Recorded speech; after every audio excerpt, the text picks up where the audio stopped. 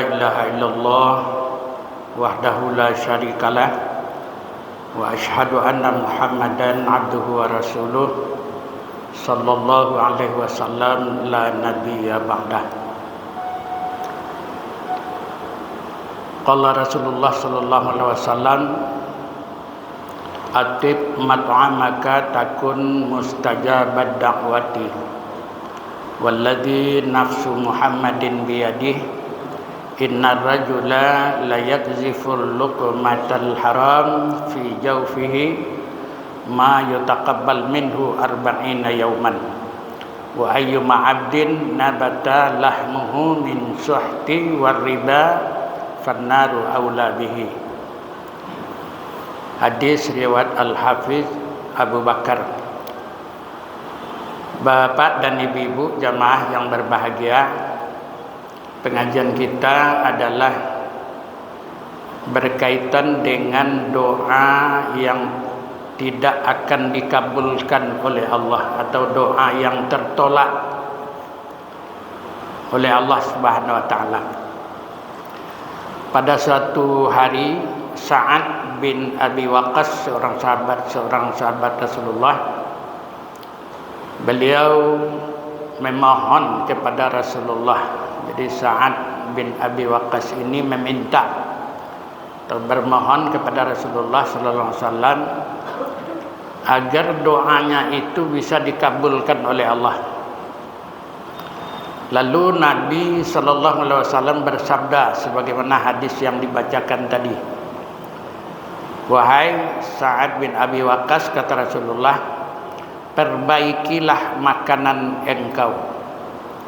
Perbaikilah makanan engkau, makanlah yang halal-halal saja. Niscaya doamu akan mustajab, akan dikabulkan oleh Allah. Demi diri Muhammad yang berada di tangannya, kata Rasulullah, sesungguhnya seseorang yang memasukkan sesuatu makanan yang haram ke dalam perutnya, maka Allah tidak akan menerima amalnya selama 40 hari 40 malam.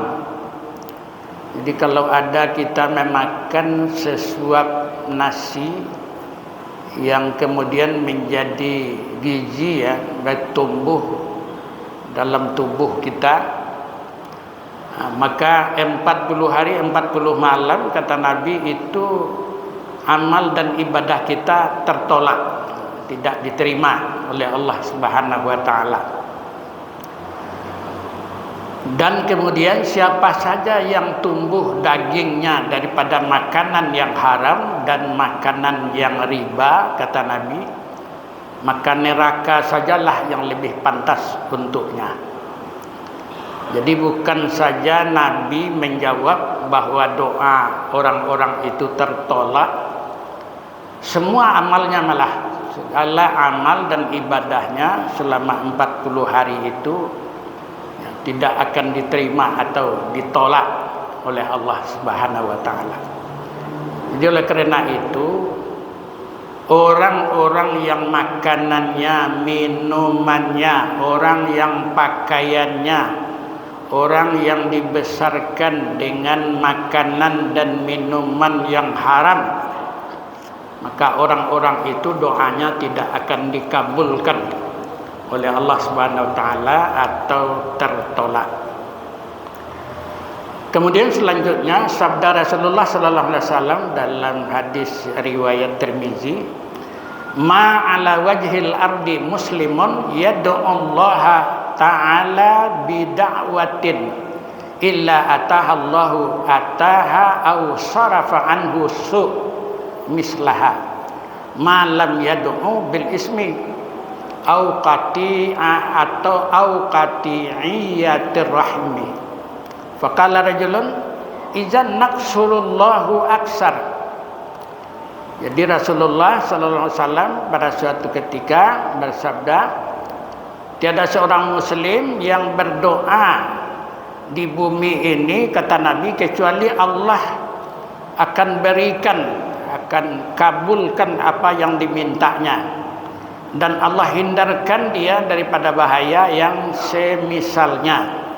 selama doanya itu tidak mengandung dosa atau memutus hubungan silaturahim. Lalu berkatalah seseorang sahabat, kalau begitu ya Rasulullah, kami perbanyak saja berdoa kepada Allah. Rasulullah mengatakan, akan semakin banyak pula Allah menerima doa kalian. Jadi Allah tidak bosan kalau kita banyak-banyak berdoa kepada Allah.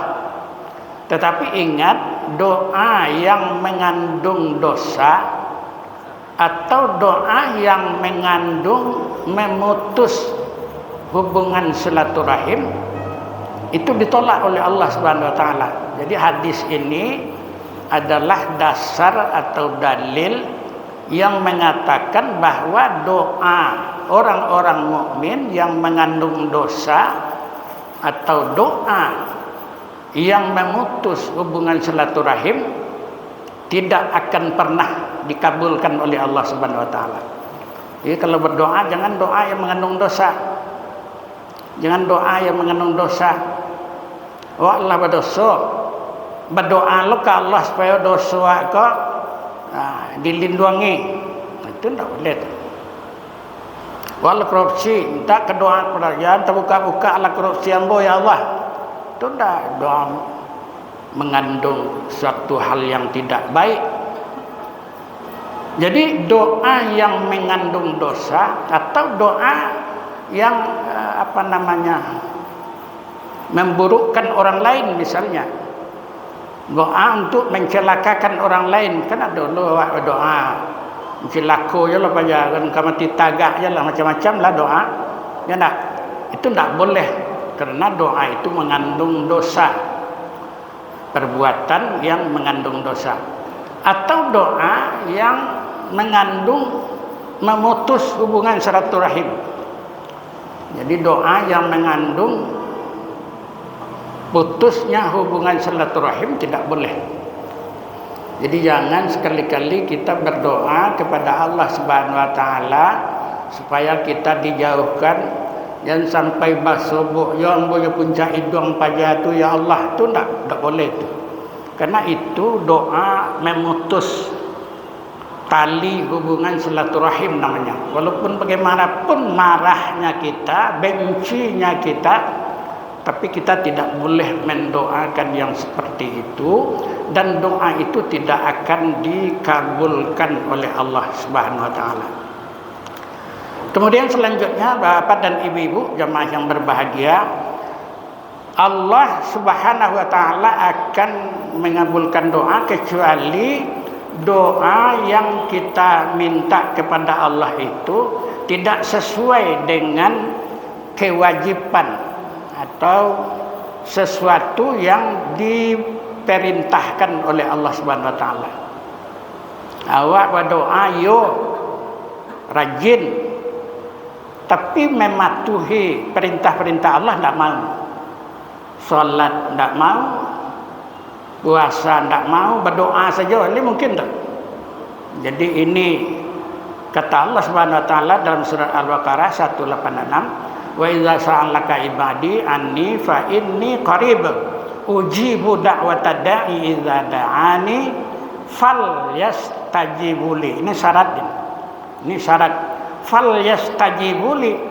Kalau ingin doa diperkenankan, falyastajibuli, perkenangan pula segala perintah-perintah Allah. Wal yu'minu bi, dan benar-benar yakin, percaya kepada Allah tempat kita berdoa itu. La'allahum yarshudun, mudah-mudahan kamu mendapat petunjuk. Jadi jangan kita berdoa kepada Allah kita tidak beriman. Apa maksudnya tidak beriman? Tidak percaya, tidak yakin bahwa doa waktu kan dikabulkan oleh Allah Subhanahu wa taala. Artinya kita ragu dengan kekuasaan Allah untuk mengabulkan dan memperkenankan doa kita. Itu tidak boleh. Jadi Nabi juga pernah mengatakan, innallaha la yuqbalu doa min zahri qalbi. Allah itu tidak akan menerima doa kalau doa itu dilakukan di belakang hati. Di belakang hati itu artinya hati tidak percaya soalnya pio doa aja.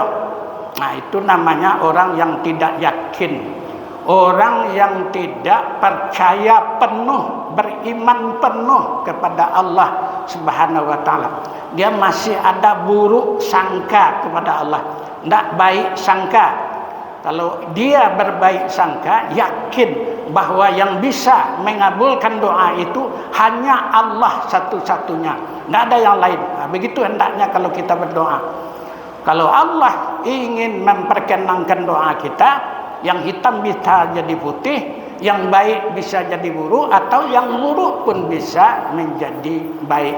Yang sakit bisa menjadi sembuh, ataupun yang sembuh bisa menjadi sakit. Kalau Allah menginginkan. Begitu keyakinan bagi seorang yang ingin berdoa kepada Allah agar doanya itu cepat dikabulkan oleh Allah Subhanahu wa taala. Itulah barangkali